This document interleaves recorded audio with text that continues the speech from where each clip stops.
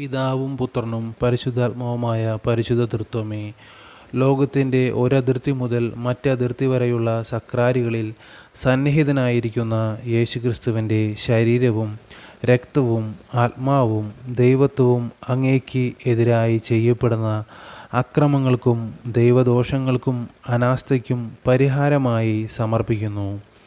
ഈശോയുടെ തിരുഹൃദയത്തിൻ്റെയും മറിയത്തിൻ്റെ വിമല ഹൃദയത്തിൻ്റെയും യോഗ്യതകൾ പരിഗണിച്ച് പാപികളെ എല്ലാം മാനസാന്തരപ്പെടുത്തണമേ എന്ന് അപേക്ഷിക്കുന്നു.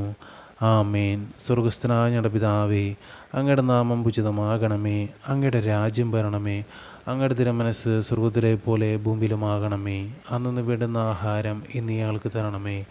ഞങ്ങളോട് തെറ്റ് ചെയ്യുന്നവരോട് ഞങ്ങൾ ക്ഷമിക്കുന്നത് പോലെ ഞങ്ങളുടെ തെറ്റുകൾ ഞങ്ങളോട് ക്ഷമിക്കണമേ. ഞങ്ങളെ പ്രലോഭനങ്ങളിൽ ഉൾപ്പെടുത്തരുതേ, തിന്മയിൽ നിന്ന് ഞങ്ങൾ രക്ഷിച്ചുകൊള്ളണമേ. നന്മ നിറഞ്ഞ മറിയമേ സുസ്തി, കർത്താവ് അങ്ങയോടുകൂടെ സ്ത്രീകളിൽ അങ്ങ് അനുഗ്രഹിക്കപ്പെട്ടവളാകുന്നു. അങ്ങയുടെ ഉദരത്തിൻ്റെ ഫലമായ ഈശോ അനുഗ്രഹിക്കപ്പെട്ടവനാകുന്നു. പരിശുദ്ധ മറിയമേ തമ്പുരാൻ്റെ അമ്മേ, പാപികളായ ഞങ്ങൾക്ക് വേണ്ടി ഇപ്പോഴും ഞങ്ങളുടെ മരണസമയത്തും തമ്പുരാനോട് അപേക്ഷിച്ചു കൊള്ളണമേ. ആമേൻ. പിതാവിനും പുത്രനും പരിശുദ്ധാത്മാവിന് സ്തുതി, ആദിലെ പോലെ ഇപ്പോഴും എപ്പോഴും എന്നേക്കും. ആമേൻ.